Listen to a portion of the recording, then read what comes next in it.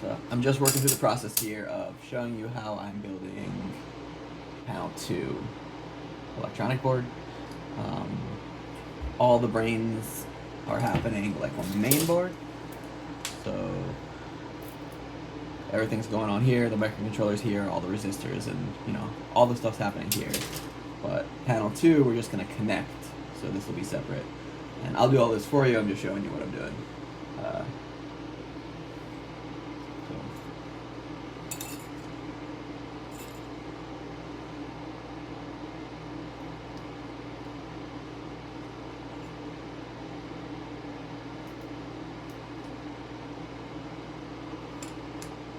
It's not really a tutorial, it's just enjoy the content.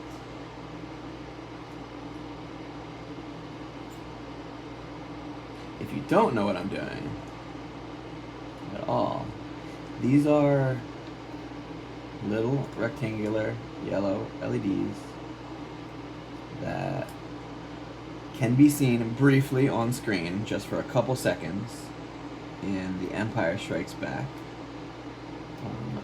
On the side of the prop, Han Solo frozen in carbonite, there are 8 control panels.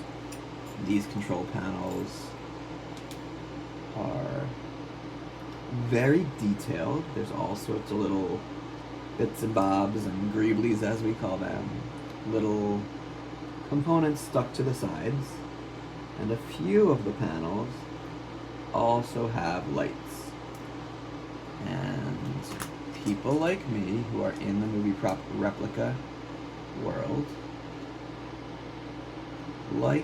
just enjoy doing the research to figure out exactly as best we can what was used and what was seen on screen, all of the details, and how we can recreate it as best as possible. So for example, of course, we're not going to use just a round LED, because the ones that they used on screen were these rectangular shaped LEDs. And there's all sorts of sizes, and the LEDs are found, they fit inside this little box shape, which was like an old camera part that was stuck on the side.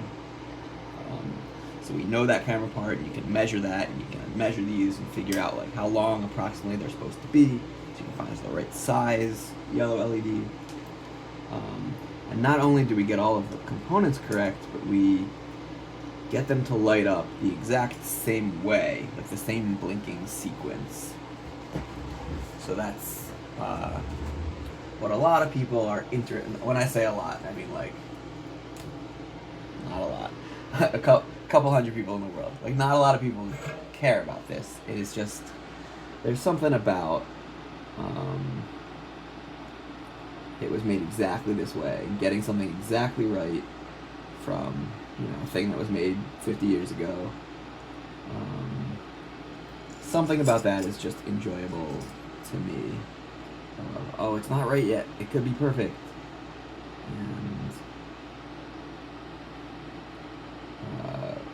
we go frame by frame, trying to find all the details we can seen on screen. We look at all the different behind-the-scenes photos to see if there's something that was missed that wasn't seen on screen, but we can, identify or deduce based on other evidence. So a lot of that happens, and we do our best guess if we can't see. But for this prop, almost every detail has been spotted.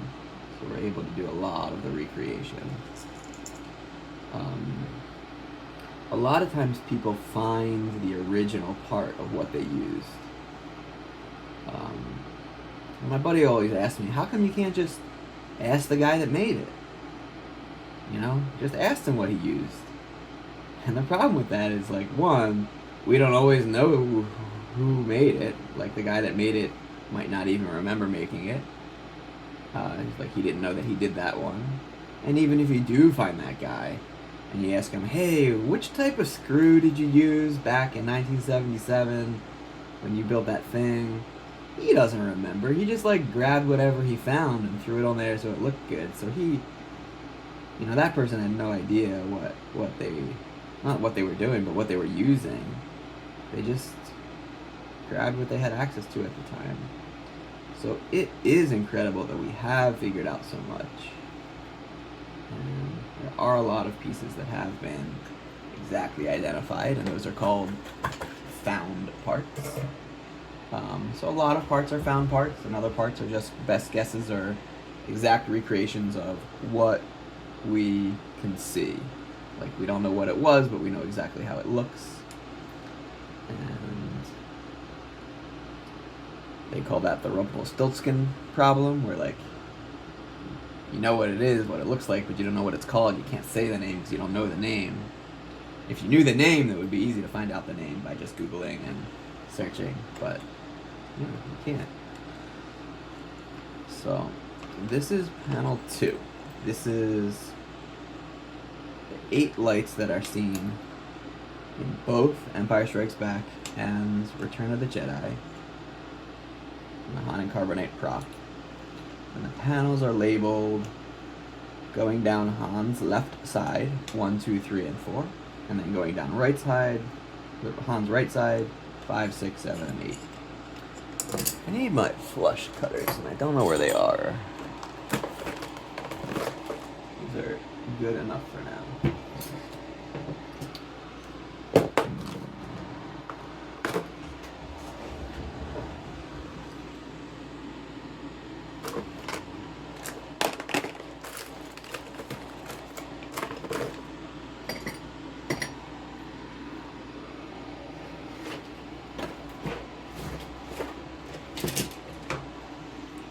Maybe I used them somewhere else recently. So the panels for this are these big black, maybe like 14-inch long by 6-inch wide dashboard panels. So it looks like you got your turn signal indicator and your tank and temperature gauge. They're from an old car, and it took up until I think 2012 for that part to be identified. And once it was found, a few guys bought the ones that were available and went through some junkyards to find these parts. And a limited number of these original, new, old stock Volvo dashboard panels have been located and are available on occasion. But people have like made molds of those, 3D printed those. And one of the products that I offer is like an injection molded version of them. And this is what we're working with. So this is one of the panels. You can see like temperature, tank. Maybe these are like wire holes for when the wires got into, like when it was used in the car. I don't know, maybe these are like illumination lights. I don't really know. But yeah, so the engine temperature and gas in your tank and whatever was here and whatever was here. But in the movie, we see it this way. So we see these back details, and then there's all sorts of plastic panels that go here and light up things on all the different ones, and metal backings. And on panel number 2, this greebly is here. So you cut this one off, this little tab, and then you put the metal backing, so that blocks all of this. And then this goes here. And then this goes inside that. This way, I think. So that'll all be, installed later. But these are the lights that I'm working on. So I will be offering this as a finished piece, where you get like a board. So you get a main board that lights up and installs in the first panel, and then you get this second board that comes for the second panel, and then a set of wires like plugs to connect panel 2 to panel 1. So there's power and brains to blink all of these lights.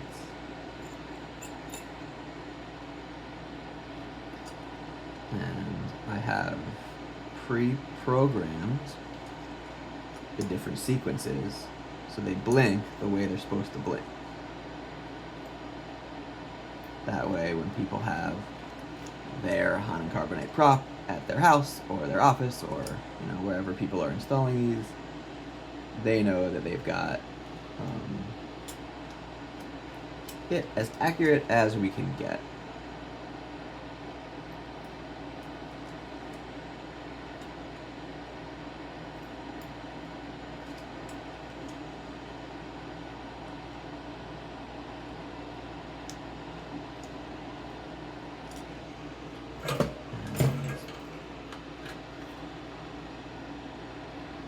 The reason I'm doing this is because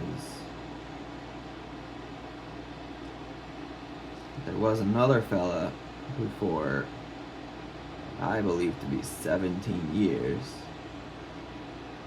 he had been making these kits.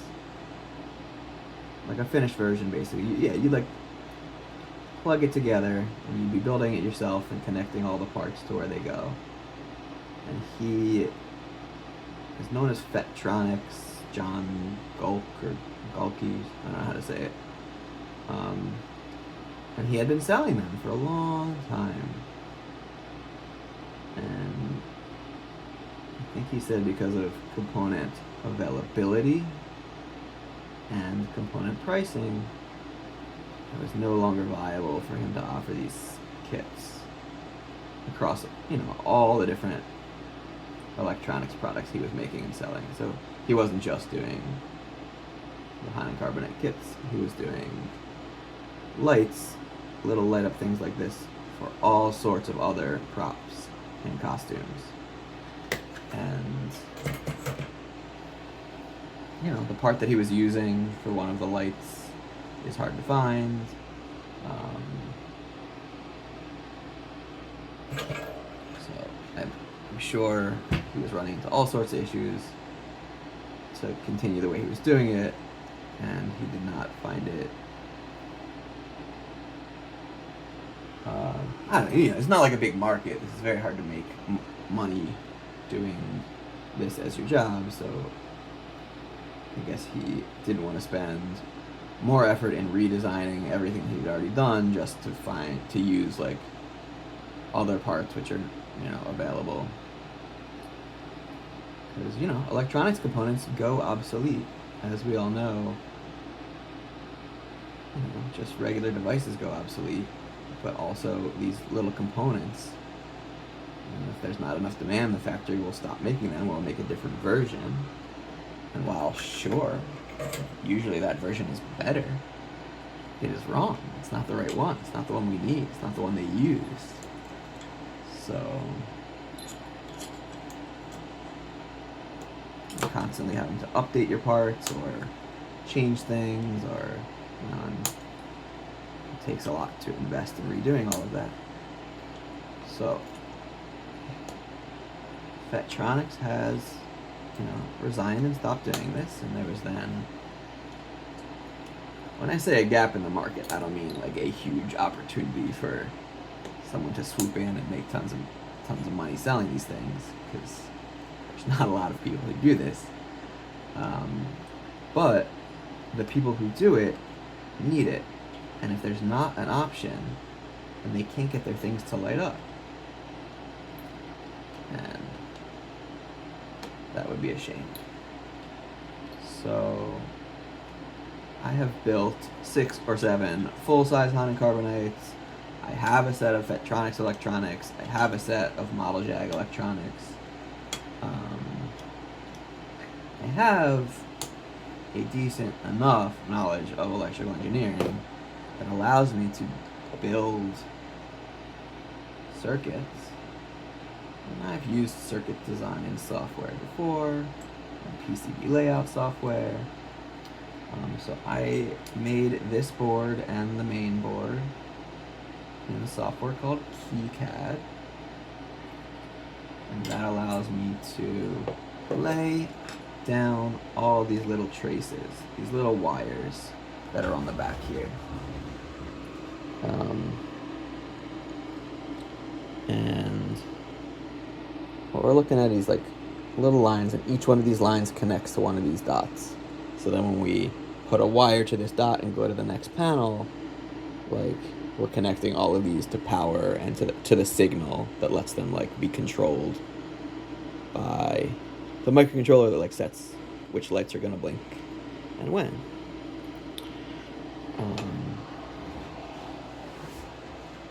So another way of doing this is to run a whole bunch of individual wires, but that can get very messy. Like, it's not as clean, so you have like a big pile of wires, and it's hard to keep track of what goes where, and then all these wires dangling everywhere. You know, like this one has 8 LEDs, and each LED has 2 leads, so there should be 16 wires for this. And that's just a bunch of wires, and that's just these 8 lights, and there's, you know, 100 different things we're doing on the board, where you've got like resistors, and the power supply, and like all the integrated circuit, the little chip that's like letting us control all the different inputs and outputs. But it's so many different connections, and to do all of that by hand is too much work. So a PCB, a printed circuit board, you know, comes blank like this, and here's the big control one. So it allows you to lay out all of the different lights and all the different components. Cleaner, easier, faster, cheaper, saving everybody time and money. So I hope that I'll be able to sell these boards for like a reasonable price that will be, you know, the standard go-to method that everyone wants. I plan on always having them in stock and available. I have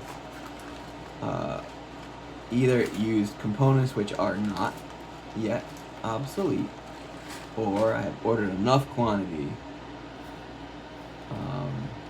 of certain critical components that I don't think I'll run out of stock.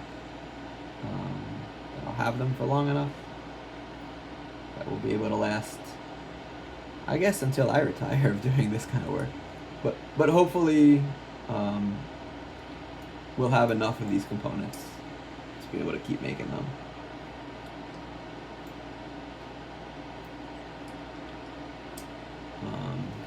LEDs work with these 2 leads, and you put power on one side and ground on the other, and the electricity will flow and it'll light it up. But it matters which way you install it. If you have it in backwards, then it won't ever light up. And for this LEDs, for these sets of LEDs, I'm giving it constant ground and then alternating when I give it power. So the signal chip is like turning on and off, high and low, and it's sending electricity and not to each one of the 8 pins that come from the main board over to this panel 2 board. And that's how we control the different sequences. So I'm getting the sequences by going frame by frame. There's 76 frames when Lando is inspecting, you know, the state of Han. I like to see it right after he was frozen. So you can like capture those 76 frames, and then what I did is I went frame by frame, and I just kept like clicking next frame, and on each frame I made like a spreadsheet and a set of timestamps, knowing that each frame, like each second of film is 24 frames a second, so each frame is like 315 milliseconds. And then I made a list of the timestamps of when each light is on and off. And there's 4 7-segment displays. 7-segment display is like, you know, there's digital 8. It looks like an 8, and you can light up. It's called a 7-segment display because there are 7 sections of the figure 8 that can light up. So we've got 4 7-segment displays. 3 of them show the figure 8, and one of them is like it's a little different one.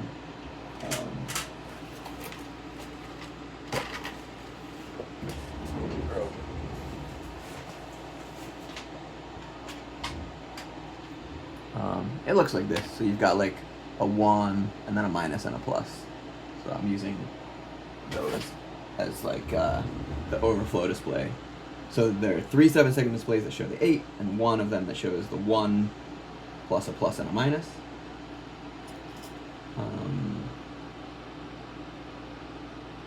And that's what's seen on screen. So I am matching that. On the 7-second displays that just shows the figure 8, the top, middle, and bottom horizontal bars are the only ones that light up. The 4 vertical sides of the 8 never light up. So that's just how that display was wired on screen. And I just went frame by frame and wrote down in the spreadsheet when each of those bars turns on and off. And then on the overflow display, the 7-second display that just has a 1 and plus and minus, the 1 lights up either all on, both sections of the 1, the top and bottom light up, or just the top, or just the bottom. And then the plus and minus are either both on, both off, or one's on and the other one's off, or the other one's on and that one's off. So I have already gone through and created those sequences. And then I program the microcontroller and say, hey,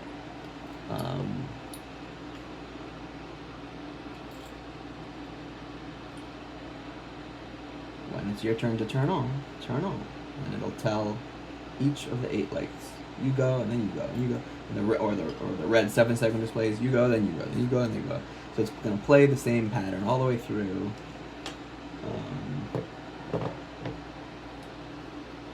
When people have their prop on display. That is not a novel idea. That happens on all sorts of props. But what happens in the real world is not the same as what is captured for film.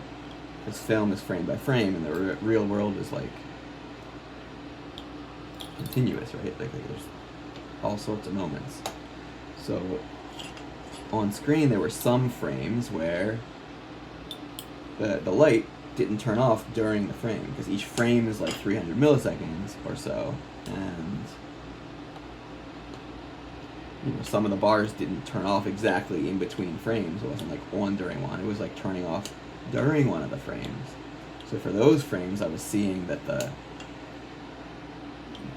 bars of the 7-second displays were like half as bright, because you could see it was like turning off, not on or off. So for some frames you see like it's slowly changing, so I have to like not make the light turn off instantly, because I think these like lights were gas filled,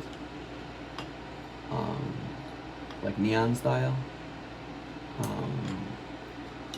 Like an LED might be super instant, but I think those gas displays might take a split second to fade on or fade off. So I'm trying to match that in my sequence, just because you can.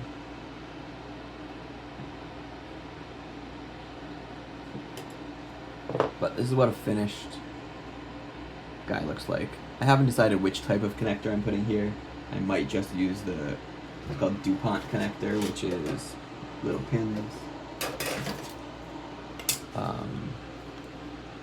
We've got, a set of header pins, and then the DuPont connectors are they're these kinds of wires that you like slide on, which they are great for temporary installation, but they do like slide back off, because the little wire that's inside this connector that's holding it in place gets a little weaker over time, depending on how repeated use is, so it doesn't hold on as tightly.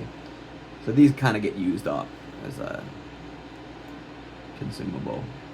But what you can do is slide these on and then run a bead of hot glue against all of the connectors. So you've got like 8 of these lined up. You just do a quick hot glue, and that'll hold it in place. But for the most part, people are just going to be setting this one time and then leaving it connected. Unless for some reason they like undo it and they're taking off the panels for transport. Like if they're moving their Han somewhere and they have their panel and they want to like take it off. If this is connected to another one, it's connected on the inside and these are like bolted to the outside. So you have to, disconnect it. So if you're doing that, then the hot glue, you have to re-hot glue. That whole ordeal. So there are other options of different kinds of clips, and I'm sort of at that point of the project of deciding which type of clip I'm going to be using for things like this.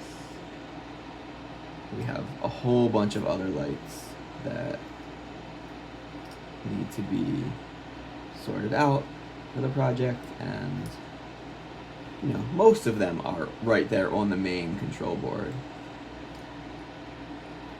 So for those, we're just going to leave it how it is. They're already connected, no big deal. But for all the other ones, the big green LED, little green LED, if you're going to use an LED strip for base control, like if you have the display base, or an LED strip for the glowing feature. Some people like to have the thawing sequence, like when Leia comes and rescues Han in Empire, or in Return of the Jedi. She unfreezes him, and she like enters whatever sequence to like hit the right button to unfreeze him. And then there's a shot where Han Solo's character's like melting out of the carbonite, so he's glowing, and that was done with special effects for the filming. But one of the things that we can do with prop making is try and mimic that. So you can get a translucent casting, like a clear resin or clear fiberglass casting of Han. So when you build your prop, you can put an LED strip behind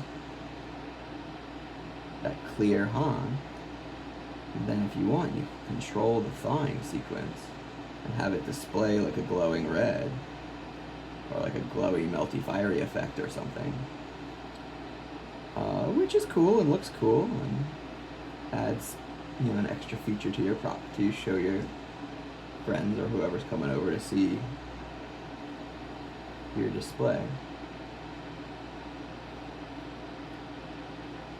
So I've got a little port on the main control board to allow connections for an LED strip that we can control with one of the pins and send a blinky light up sequence. So it's not just on or off, it's like a glowing, flowing, animated sequence. So that's a cool feature too.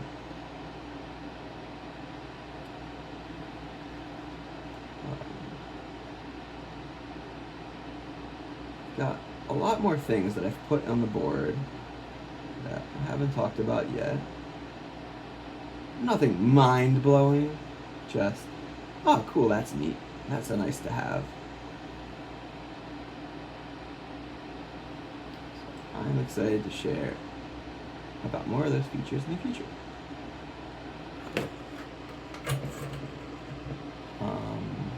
For now, my plan is to be hand soldering these boards like this for the first 10 sets.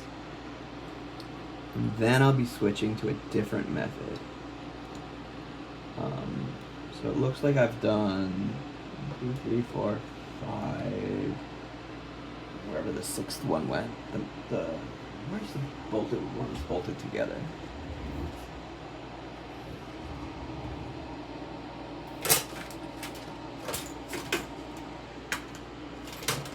So this is one of the greeblies that I've made. It's the UFO greebly. There's little black dots that get put in these 8 holes around the outside, and then a separate piece here in the middle. And I don't know if these ones are, but a lot of these parts are like from this one old particular turntable that was available to the prop makers. But yeah, you see it like this on screen. It's like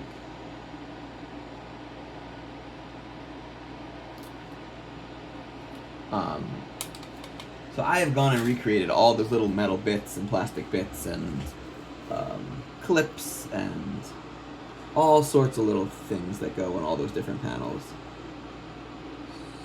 So those are all available, and they're all very excellent. So this is a problem. What I'm doing here is hand soldering. This is called through-hole soldering. These components are through-hole components, which means there's holes on my PCB, and then I shove the component through the hole, flip the board over, and then solder, like melt metal, by heating up this pad and heating up the lead that comes from the component. So they are hot, and then I melt the metal against those leads, and the metal flows, and it makes both a mechanical connection, like holding it in place so it doesn't fall out, and an electrical connection where the lead of the component is fused and electrically connected to the trace that's on the board going back to the main board.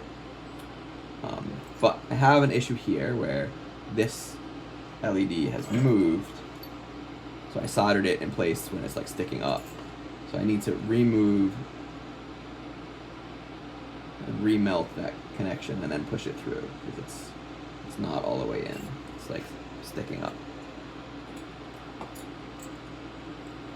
So I am applying pressure on the back, on the front of the LED, and then melting, trying to melt both of these at the same time, so both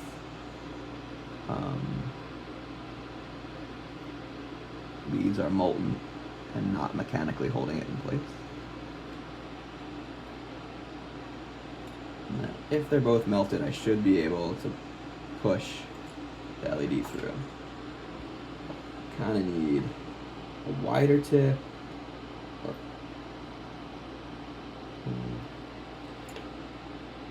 We're making a little progress here. This is good. Safety warning, which I guess should go in the beginning, but the soldering iron's really hot, like 600 degrees, or like really hot. I think the solder we're using like melts at 400 degrees or Fahrenheit or something like that. So heat it up even hotter than that. So it can make some serious burns if you touch any part of the soldering iron past the grip. So like the ring that goes around here, the entire part here called the reservoir, or the tip. It's not just the tip that is hot. So I don't know, be careful. I think anybody that solders has burned themselves. It's not the end of the world. You definitely move your hand away really, really quick so you don't get some long-term burns. But yeah, I don't know. I think this is not okay. I'm not going to leave it this way, but I might not be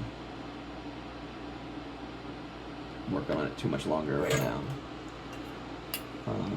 I have solder wick. And this is like undo. This is removable. The way this works, it's a very finely braided mesh, so that means a lot of surface area. So this is copper. It's very fine. So much surface area. So what I'm doing is I'm pressing it on the solder joint, so it gets heated up, and the solder gets heated up, and then the solder wants to be where it's hot, and since there's more surface area, I think the solder can like flow out better.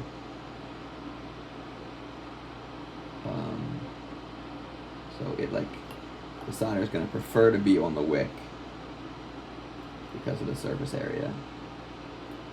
Prefer to be there, so it'll hop off of my PCB, pop off the circuit board.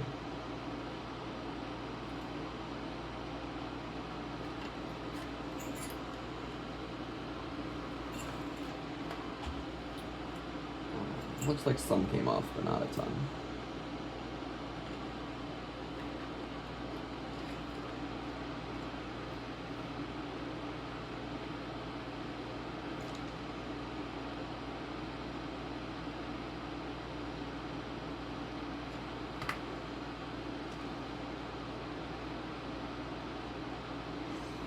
I'll work on this another time, but yeah, you can't just like cut it off because you still have to get the leads out. If I just snip them, I can remove the component, but like the LED, but I can't. I still have to get the little wire out, the lead.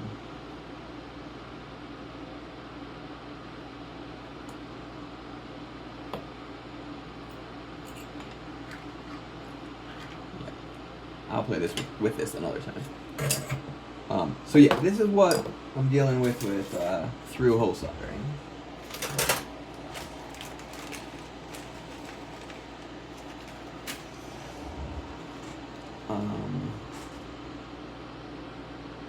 But the next phase of this project is I'll be using the machine, basically a machine that makes these circuit boards.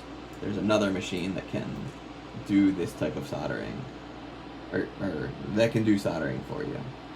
So I will be switching some of the other components from through-hole to what's called surface mount. So while through-hole, you need to drill a little hole through the board, and then that hole is plated. Like they put copper through the hole, and then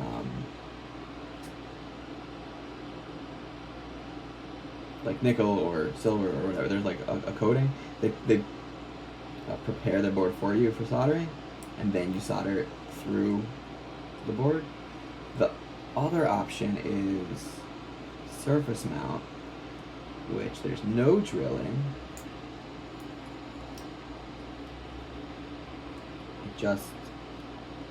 They make a little pad for you to solder to, and then the solder gets put onto that pad, and they use a little screen to like a mask to like push this solder paste through. And when that solder is put on there, then they place the component on the surface. They kind of just rest it there, and then they heat up the board, and that solder paste becomes molten. And because of the surface tension of the molten solder wanting to stick to the copper pads and not to this green coating here, the chip or the resistor array or LEDs will kind of suck in place and readjust themselves so all the pads get lined up. And then you can do all of them at once instead of what I'm doing, which is one solder joint at a time. And I counted, and I'm doing this differently than Vetronics did. Like the number of connections on my design is much more than the number of connections on his. So I counted, and I think I'm at 228. I think it's around 250, because I don't know if that was including this board or not, like the second board. So it's a lot of connections, and I wouldn't want to do this forever, hand soldering all of the points for all of the people. Because while doing it for an hour here or there is fine. I wouldn't want to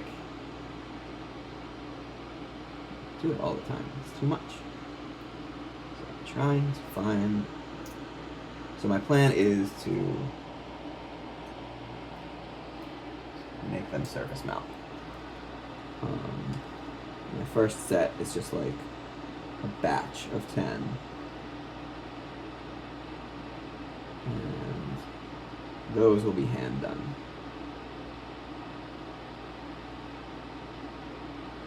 My first circuit boards came in and they work great. I made some adjustments. And my second board will come back tomorrow, or Thursday. It's currently July 22nd. So yeah, the second board is going to be the final one, because I believe I have fixed all the problems from the first board and then not introduced new problems. And the first board was good enough. Like, I was able to get a functional working set. So I was happy with the first board. There were some things that I manually changed.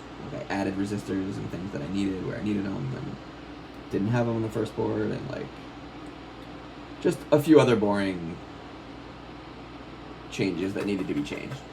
I don't feel like getting into the technical mistakes today in this video, but basically I needed some resistors I didn't have, and I needed to power certain things different ways. So those are all done and set, and I fixed those for board 2. I've changed some things that'll just make it easier. I had like an alignment issue with something, and that is now fixed. I don't know. So I think that that board that's coming the day after tomorrow will be stellar.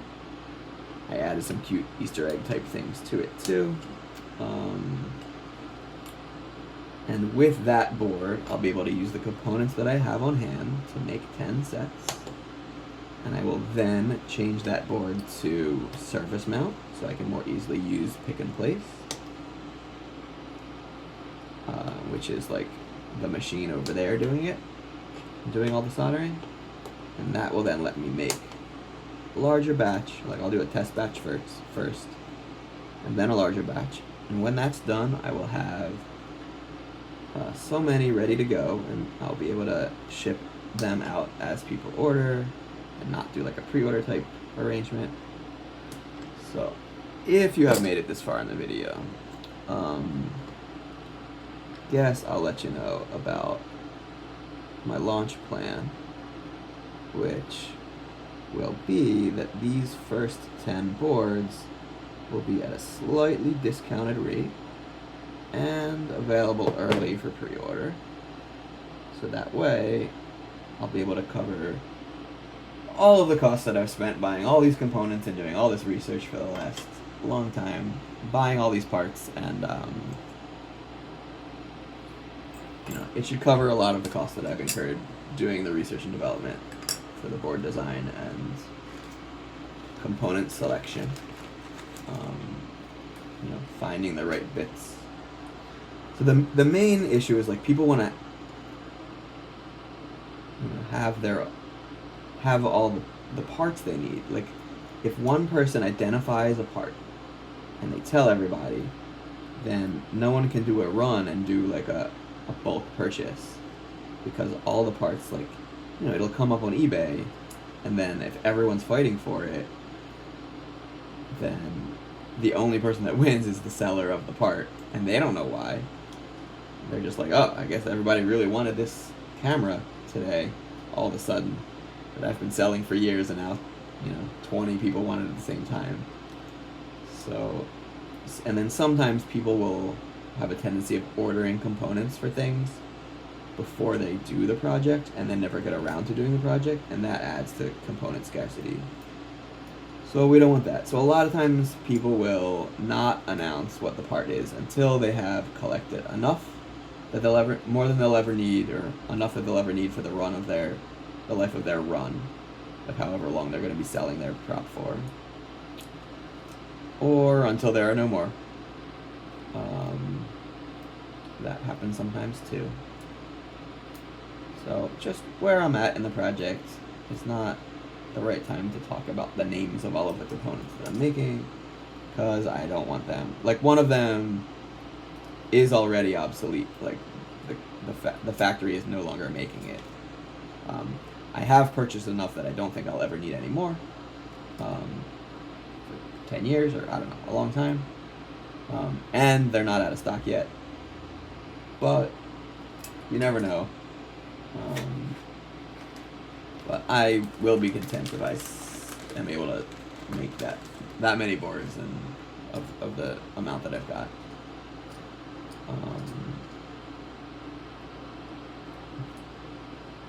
But there's also the aspect of like one person did a lot of work figuring out what the components are, and then if they just tell other people, then it's easier for other people to make sets.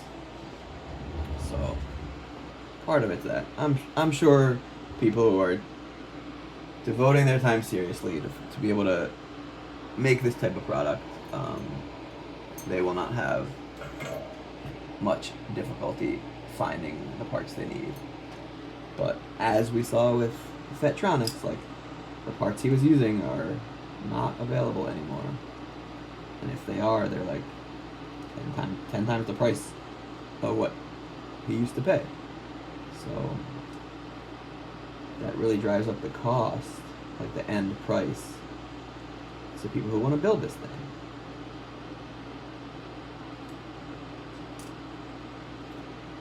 I always thought it was funny. I always remember my friend Charlie was telling me about this kind of stuff. And, you know, we are a weird industry because we care deeply about parts from other hobbies and fans a lot. Like, there are parts found in Star Wars that are old camera parts. And there are parts that are old radios. And parts that are old stereo mixers.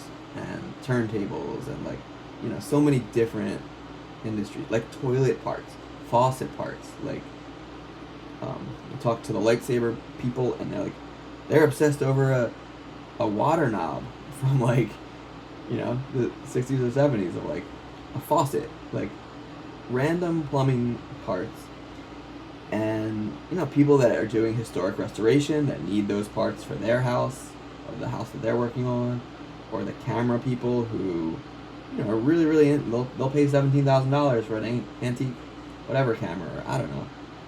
But then we're coming along and we're buying up the same parts that they need for whatever antique that, you know, they're browsing eBay too, and they see you know, the flash hider from an antique Bronica camera. It's like a Japanese camera that, like, had one of those pop-up flashes, and, like, a part that makes the thing pop up is the one that I was showing you. That's the frame around this. And it's called, like, the Zenza Bronica flash hider. Something like that. And, you know, they're browsing eBay, and they're like, oh, I need a replacement of my thing. And last time I bought it, it was $20, and this time it's $300, and they're like, what the hell's going on? So they start Googling the flash hider, the name, and they're like, you know, the replica prop forum comes up, and they're like, oh, it's Star Wars nerds. That's the reason why this thing's $300 now. So they're mad at us for doing it because we're not using it the way it was intended, and, you know, ruining their hobby to make our hobby. And then it touches so many industries that they don't even understand that it exists, like that this hobby exists. So it is all pretty silly. You know, and using a found part, like if you get like an original piece, like there's a calculator that they use to make a lightsaber. There's like a lens that goes behind the screen in front of the LEDs of a particular calculator. It's like a bubble. There's a little piece of plastic and there's little bubbles on it. It's like 8 little bubbles or something for the display to make the lights, the backlight for the calculator, to make the numbers light up. So they had like an LCD screen, and then the lights would like light up. So the part that they were using to light that up was used on like the switch of the lightsaber. So there's a particular calculator that people, you know, can't get. Like if you're a calculator collector for whatever reason, because, you know, there's stamp collecting hobbies, and I'm sure there's a antique calculator community. They don't like the Star Wars people because the Star Wars people buy all the calculators too, but just that one.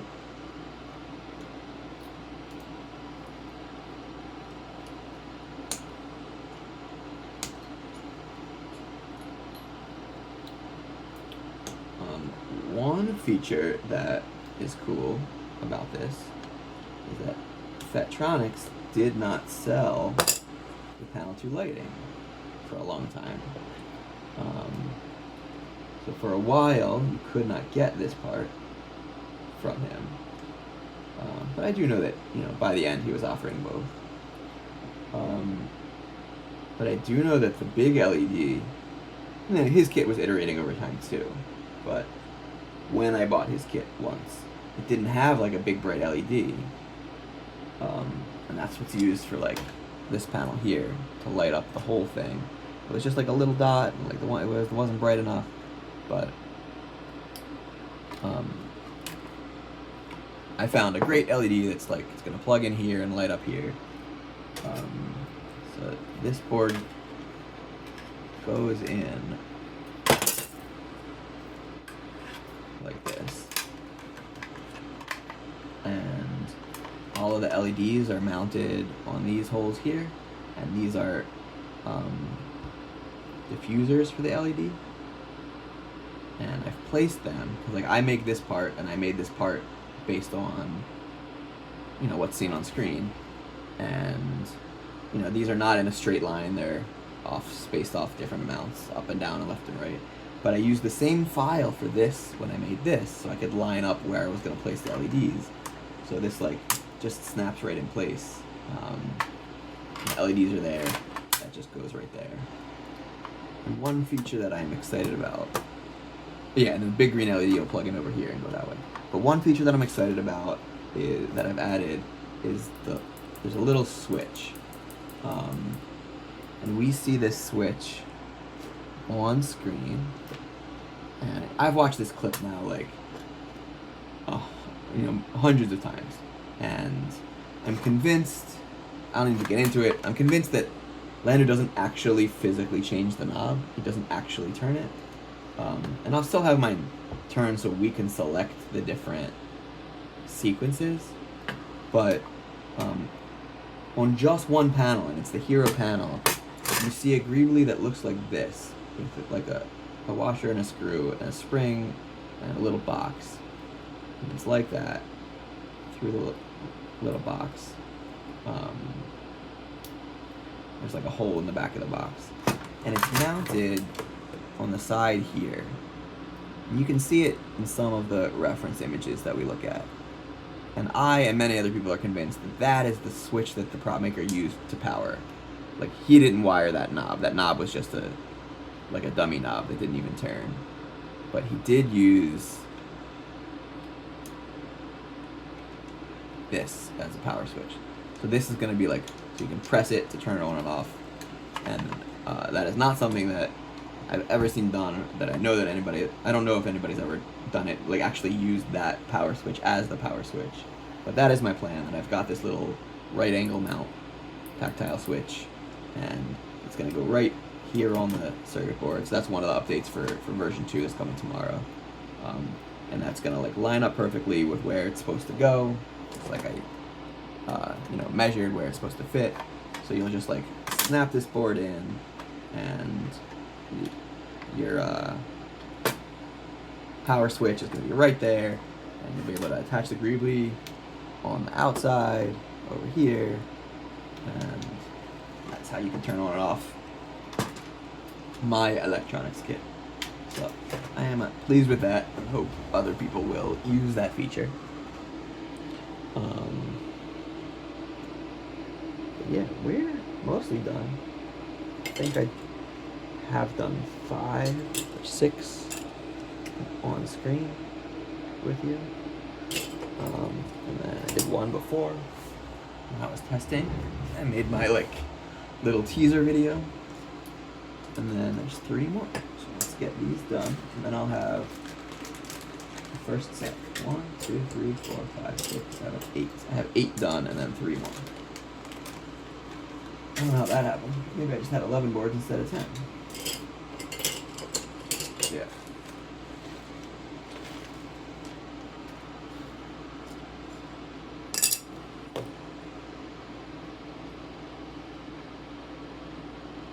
And if you are still watching, I don't know how long this has been going on for, but if you are still watching, like, thanks for being here. It's pretty cool that you are spending your time watching me work and talk about nerd-like stuff.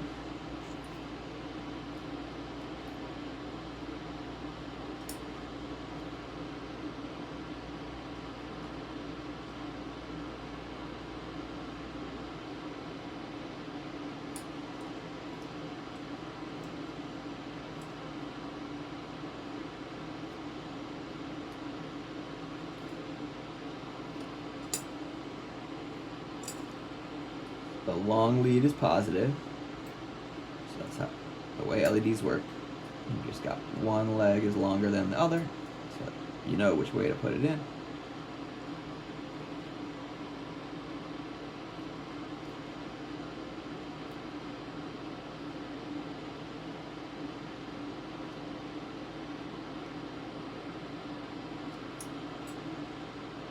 LEDs often have another indicator because, like, say you already cut the leads, like, which way does it go? So, like, the regular LEDs have, those regular, like, 5mm LEDs are, like, flat on one side, so you know which way is ground and which way is power. And this one has, like, a front and a back, so you know which way it would go.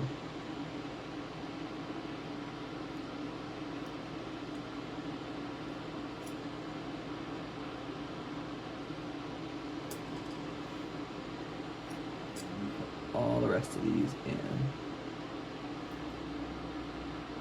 Last 3 boards. And then I will solder the last 3 boards. And then they won't be done, but they'll be ready for whatever connecting situation I might use.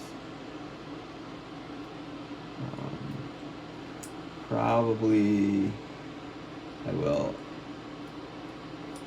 start like the first initial set with those DuPont, the header pin style, just because that makes it easy. I have parts for that here already because header pins are like very common. I have lots of those. And then maybe for when I do the surface mount set, I'll like pick a component. I'll measure the actual distance of like how much length of wire we need to go from panel 1 to panel 2. And then I also have a port on the main board. So there's one for the LED, for that thawing sequence I was talking about earlier. There's panel 2, which is that goes to this board. There's connections for the green LED, the big one and the little one, because those are not like mounted to the control board. And then I have a connection for panel 5. And panel 5 is like an alternate panel 5. Like we have reference images of what panel 5 looked like, and then we have this one pesky little shot, which is when they're pushing Han Solo. Like he travels down the hallway in the background. There's also a close-up shot on Bespin too, but and Lando's walking by. But there's panel 5 is the Han's right side.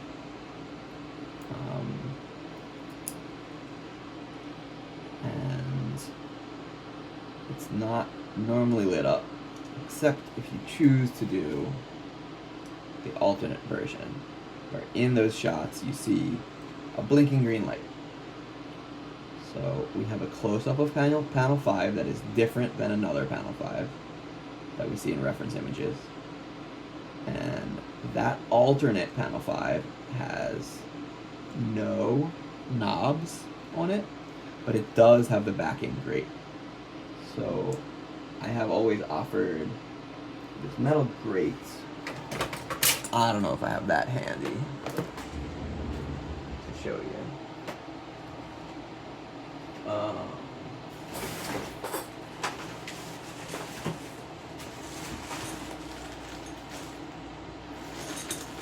Yeah, I do.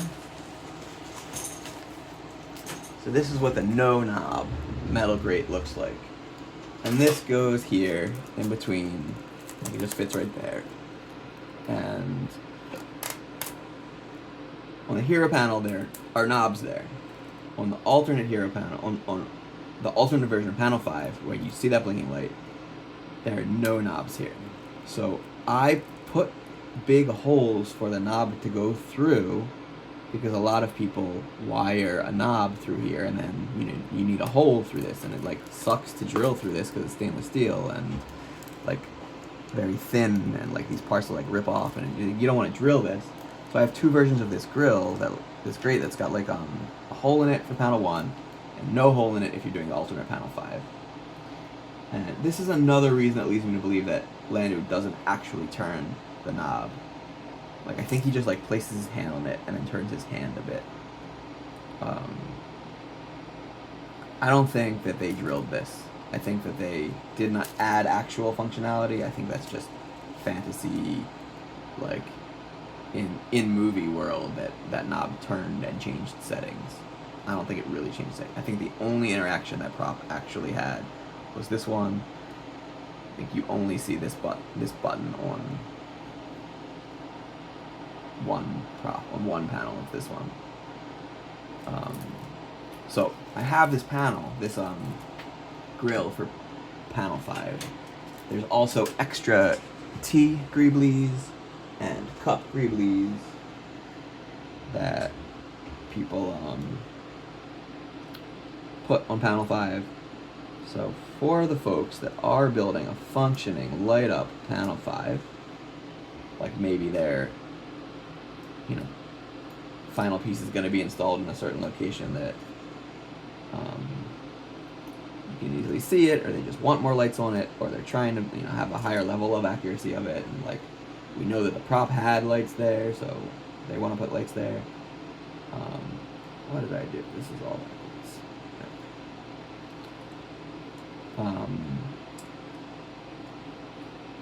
For those folks, I have a port on the new board that has like a programmable pin that'll be able to be programmed to send blinking light sequence across. So you won't have to have like a separate plug or a second set of electronics or a second anything. You just connect the wires to the port. I'm using like a screw terminal. Where are they?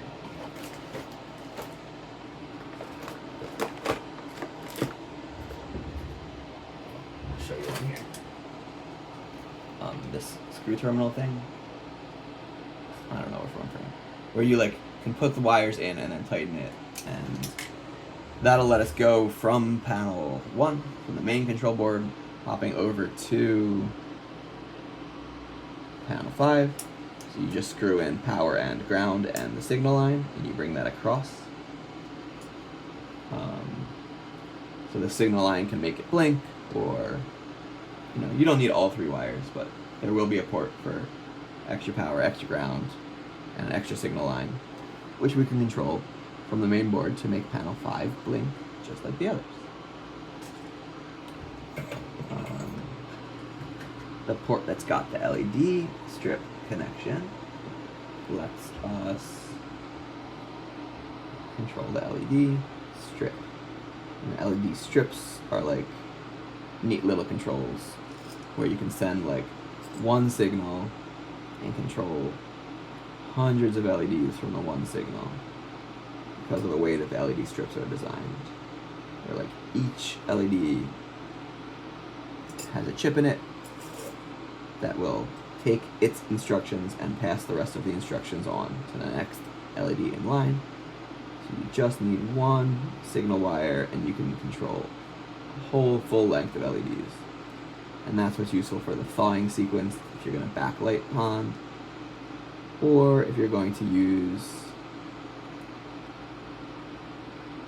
that LED port for something else. Like maybe you have accent lighting, maybe you want to control your base lighting.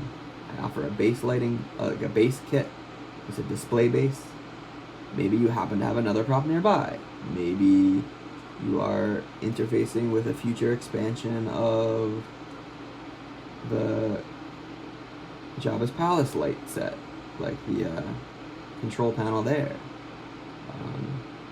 I don't know. We have some options, but just we have that pin available for those features. Future expansion port, we'll call it.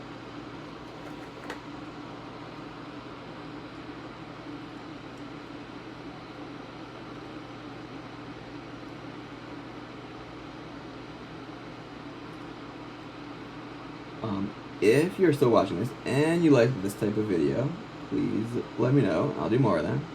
If you have questions you'd like me to answer, please leave that in the comments. And I will do my best to get back to you and answer all of the comments that I receive, all of the questions I receive. If you are totally unfamiliar with what it takes to build a Han Solo and Carbonite prop, and this happens to be your first exposure to the world of movie prop replicas, or Han and Carbonite replica specifically, welcome. That is amazing. I'm happy you're here. There are other videos that are better that have more information about like what goes into building the whole prop, and just what we're talking about here, just like the lighting.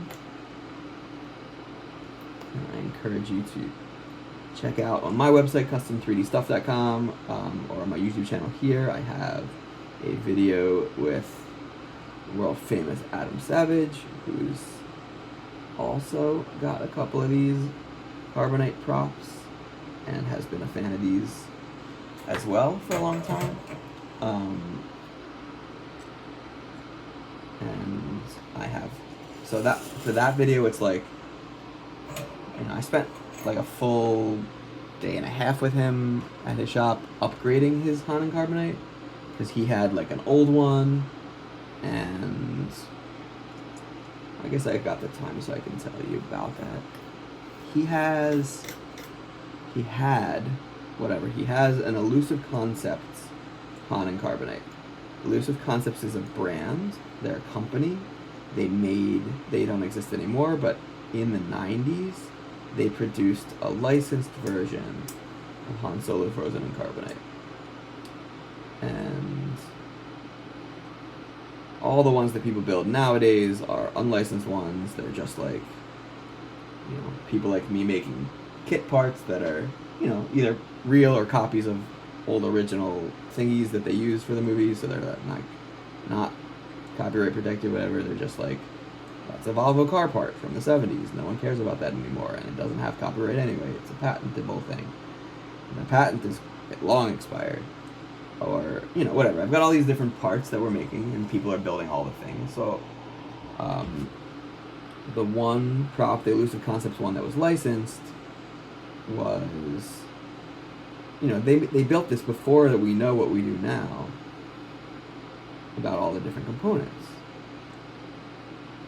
So it was due for an upgrade. And a lot of people have these Elusive Concepts Hans, and their casting of Han on the lower numbered casting are great, but the box is bad and the panels are horrible and they don't light up and the greelies are wrong and they're all 8 panels are the same panel.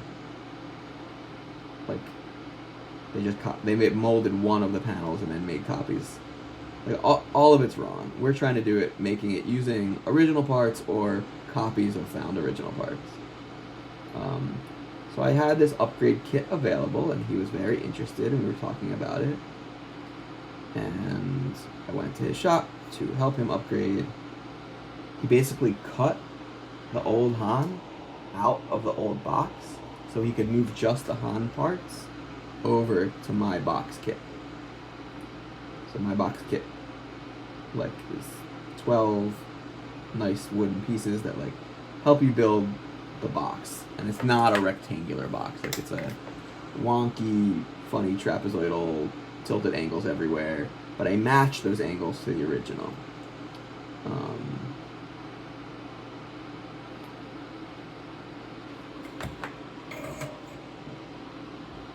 So there's a nice video of the two of us upgrading his. He cut out the Han parts, moved it over to my box.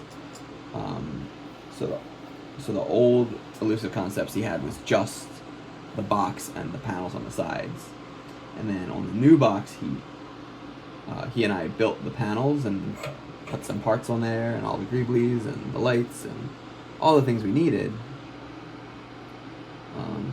But that was like a few years back.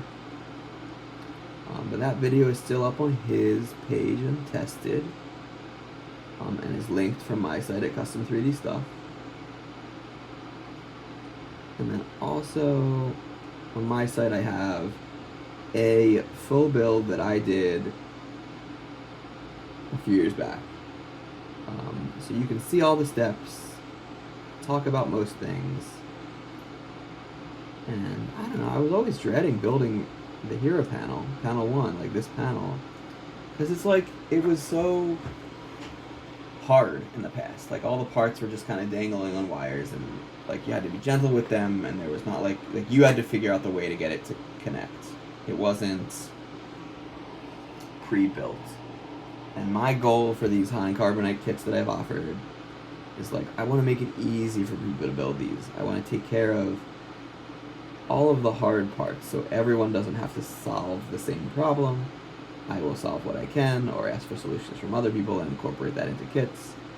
And, you know, just make it easier for people to build this.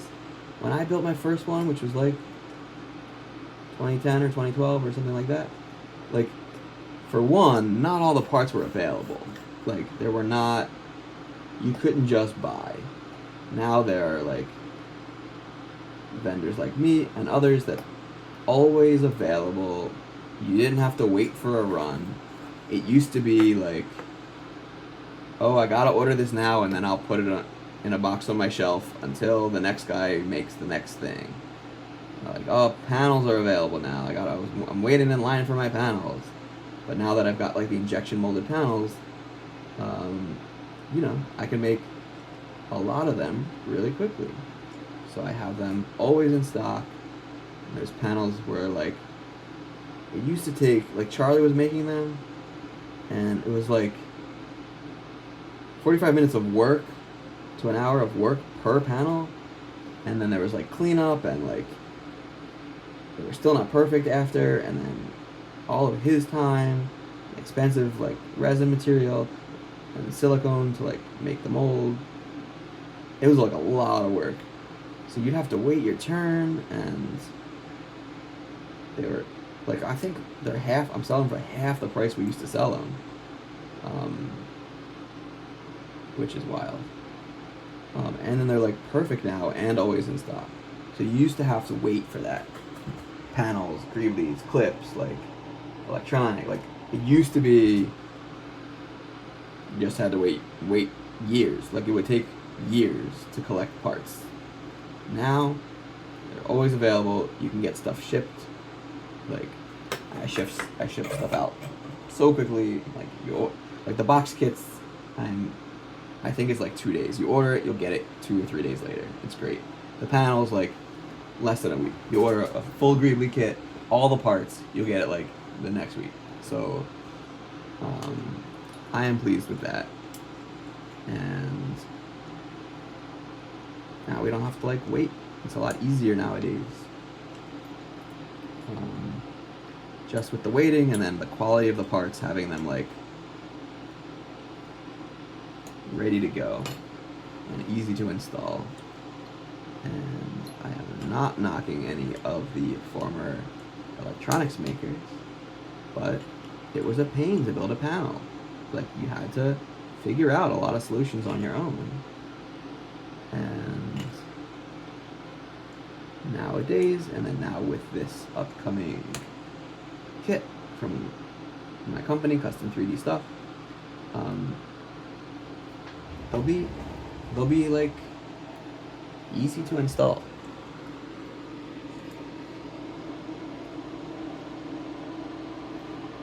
I wonder how bad this framing has been this whole video. I should probably be like way up here. Sorry if I wasn't. easy to install is what I'm going for. I want a hero panel install to be 5 minutes or less. Like, that is unheard of in the past, even with the former electronics kits. Like, I just want you to be able to take this and put it in. I want it to be so easy that, like, an Ugnaught could do it.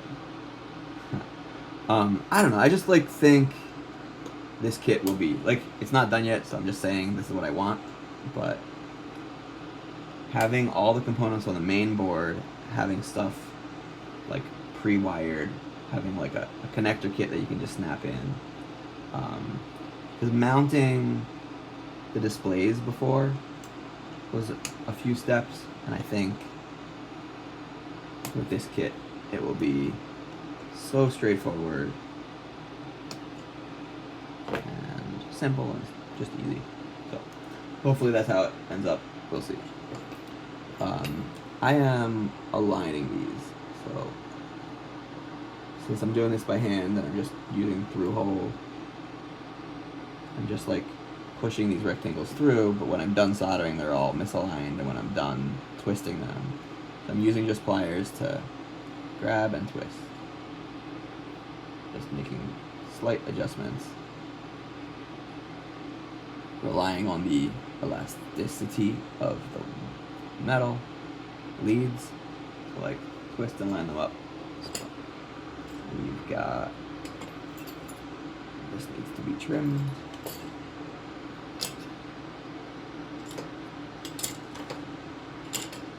All these guys lined up, ready to go.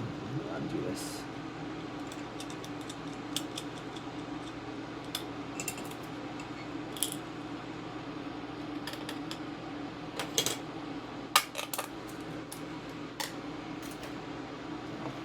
This is that greebly I was talking about before.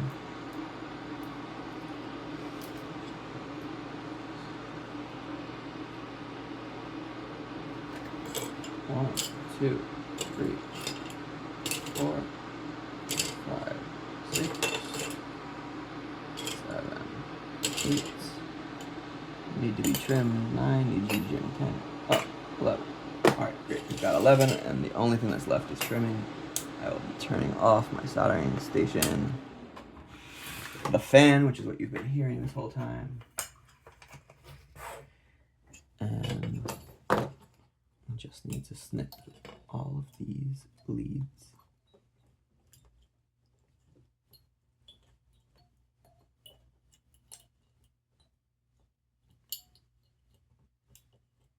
The last 3. So I don't know. I'm assuming this video was about an hour up to this point. I've been talking to you for 1 hour and 18 minutes. Pretty cool. And in that time, I think I did 9 of these. So that means while talking on these components, which was 16 solder joints times 9. I don't know if it was 9 or 8. I know I had 1 over there. I may have done a second one. I'm going to say I did 8. Let's just say I did 8 times 16. I don't know what that is. 8 times 16 is kind of like 10 times 16 minus 32. So 8 boards times 16 solder joints is 160 minus 32, which is 128. So I did 128 solder joints in 1 hour, 20 minutes. So in 80 minutes. That's kind of like 30 seconds per joint, which is very slow. I'm doing this math because I need to know how long I'm spending to build a kit, so I know how much is a fair, to me, rate to charge. But it's just for these first ones that I'm doing this. The goal for the most part is to have a machine do all of these soldering parts later. But I can tell you that Fattronics was selling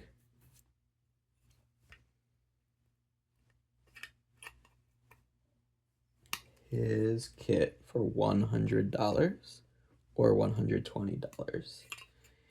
He did that for 17 years and didn't raise the price, which is silly.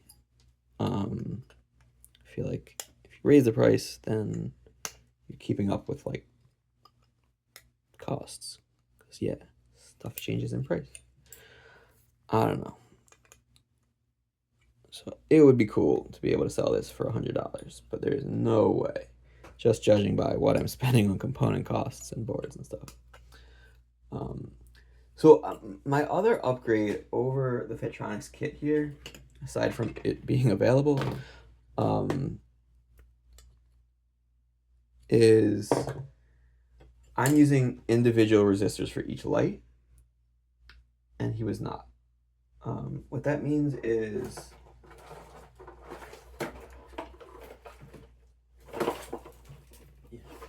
this is like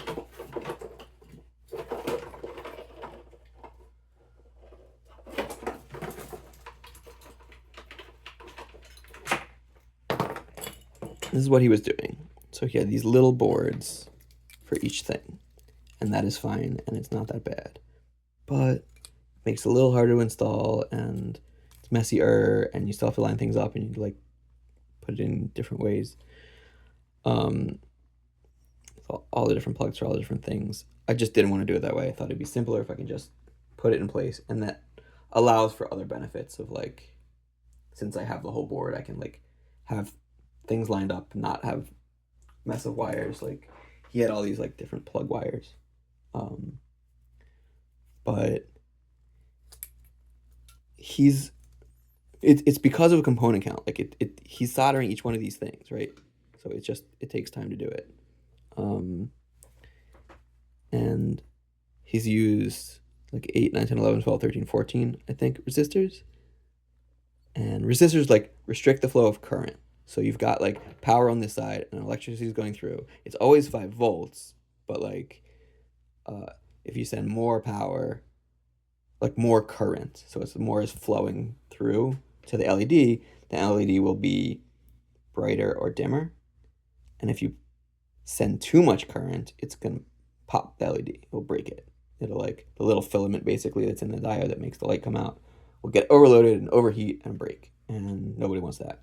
So what we do is we put these resistors to like restrict the current flow. So only the right amount of current will flow through to the light, saving the light. But what you can see here,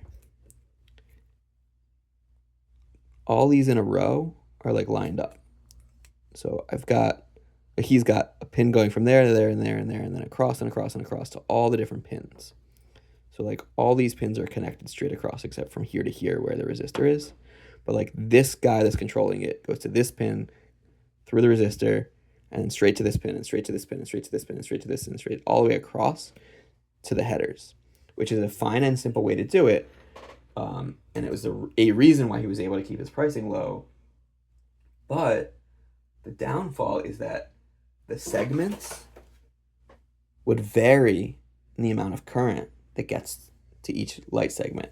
So like if one light is lit up, then it's going to have like 50 milliamps. If 2 lights are lit up, then they're each going to have 25 milliamps. And it like goes down when the more on. So if you look at his kit running, they're not a constant brightness. They're changing brightnesses, and that's not something that we see when you look at the 7-second displays on film.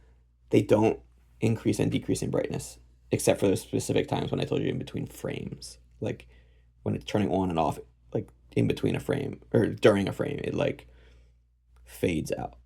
And that's just for one frame. It's like half brightness during that frame. So basically, adding more resistors, like an individual one for each of the leads of the 7-second display, an individual one for each of the other LEDs on the board, allowing me to control each brightness of each one instead of just like if more segments are lit up, then they're all going to be less brightness. It's not what you want. So, like, again, great respect to John for doing all of the work that he has in the past, selling these kits. It's just, no one was able to touch him before. His price was so great and very consistent, selling it for so many years, being in stock all the time up until the last year or so. Like just amazed. I didn't want to touch this project because I didn't want to do all this soldering and electrical design work, and like he just has such an elegant solution for all of this. It's just I wanted to have that upgrade to make it a little bit more accurate, and if I'm doing it anyway, because there wasn't anybody selling these kits when I started, because John was basically the only guy in town doing it. I just, I said, if I'm doing it anyway, I might as well make it as best as I can. So that is why I'm adding a little bit more control and consistency in electronic flow across the board so we can get consistent brightness. And I realize how wacky that sounds to someone who's not in the movie prop industry. And they're like, so you just want some blinky lights? Just like add some blinky lights. No, they gotta be right. We want the right ones. So that's a cool feature upgrade. Brightness of the big light, good upgrade. The fact that things are all lined up, ready to go, like the 7 LEDs lining up with the panel perfectly, and you just like snap it on there. That it'll all ship at the same time. Like if you order an electronics kit from me and order panels or like everything ready to go. I've had a few requests here and there of people who don't want to build the panel themselves and they'd like to buy a full complete panel. That is something that either I or many people will be able to offer because of the ease of assembly that this product will have. Just because I'm going to have so much of the work done ahead of time for you. And then the big one-piece board. So, I don't know. So, he was selling for 100 or 120 with panel 2. And then what's his name? Model Jag. I forget his real name. He's in the Facebook group. John Tichenor, something like that. Another John, right? What he was selling it for, I don't know now. Now it's probably, he was probably charging 220-ish. I don't know exactly.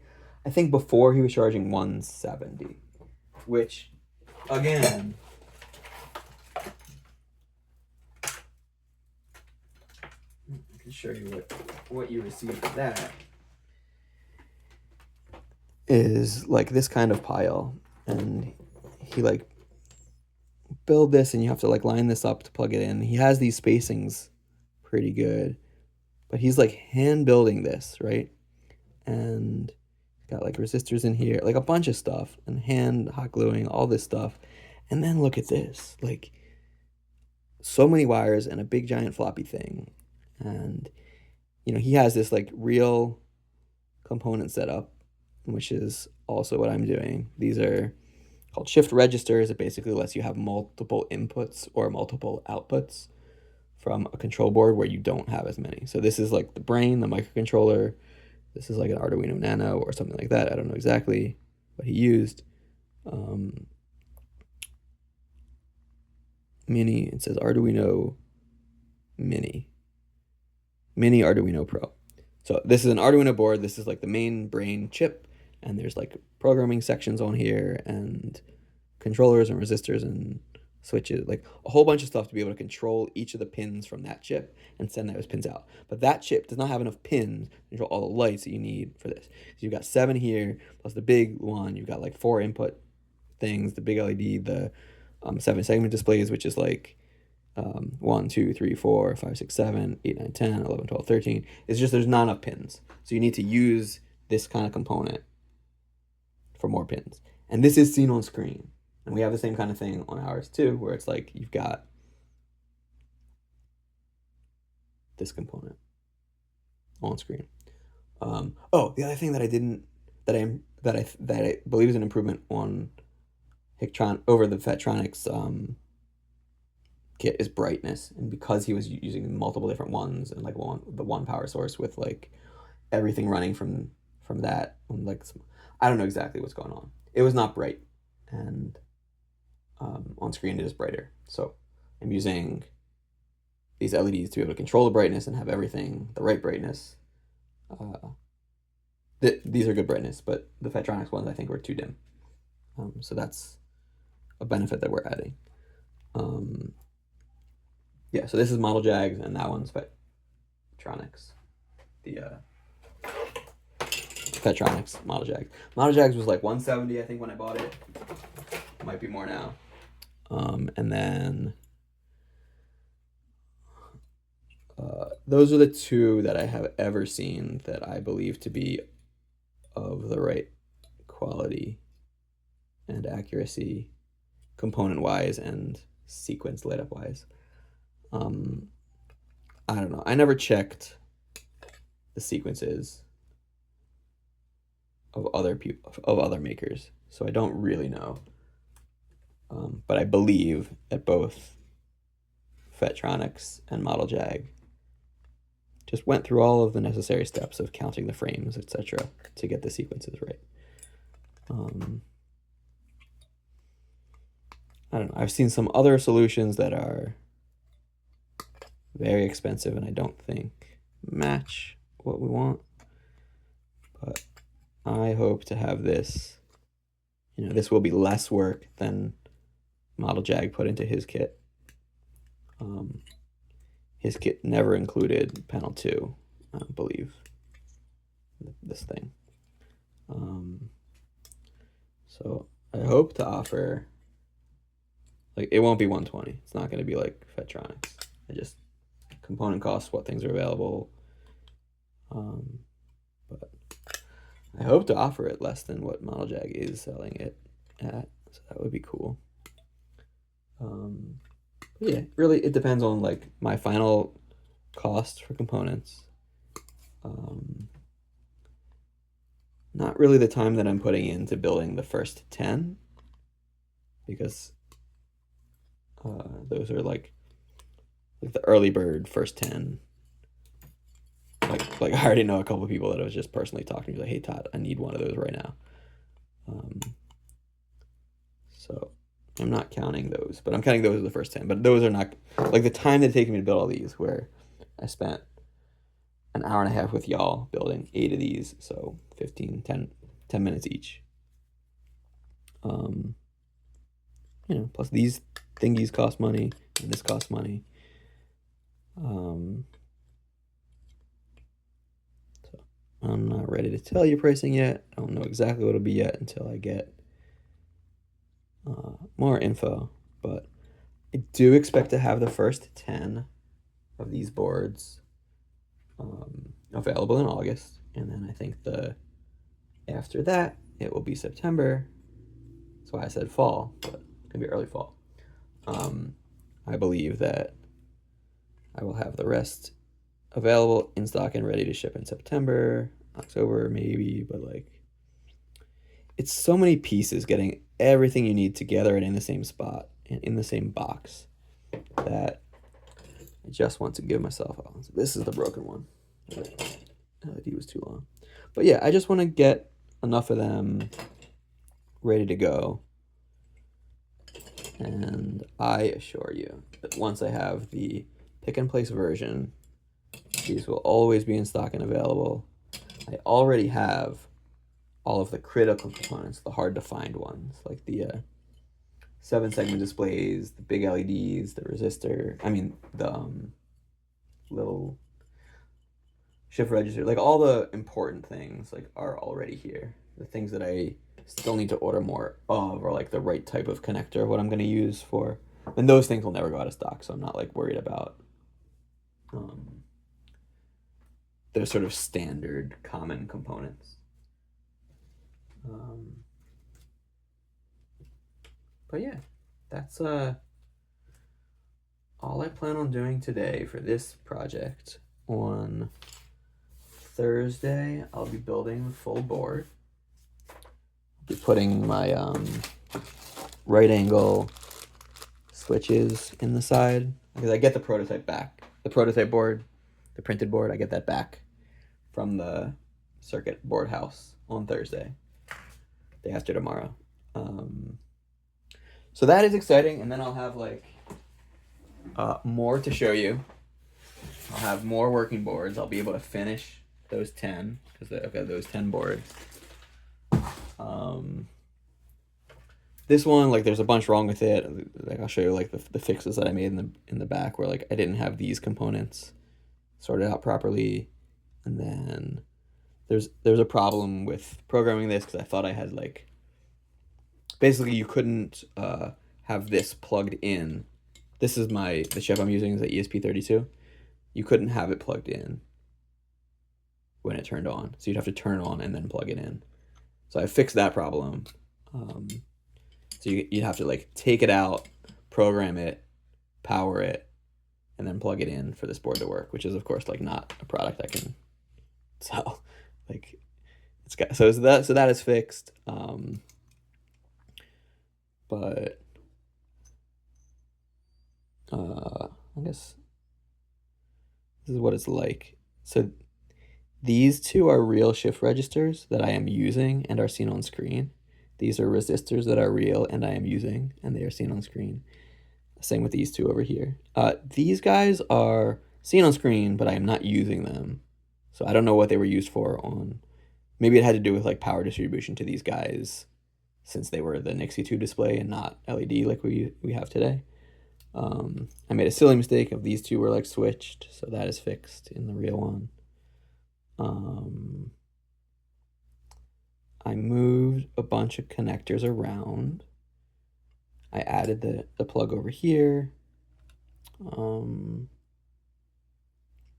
These are like the DuPont connector, or for like the little green LED and the big bright green one. Yeah, a bunch of other small changes. I moved these lines out of the antenna area, so the chip I'm using, the board I'm using has an antenna, and you're not supposed to, like, we're up far enough away, so I bet it'd be fine, but you're not supposed to have copper here, and the boards are made, like, from copper, so I put in a clearance area so the Wi-Fi that is on this chip can work. So that is cool.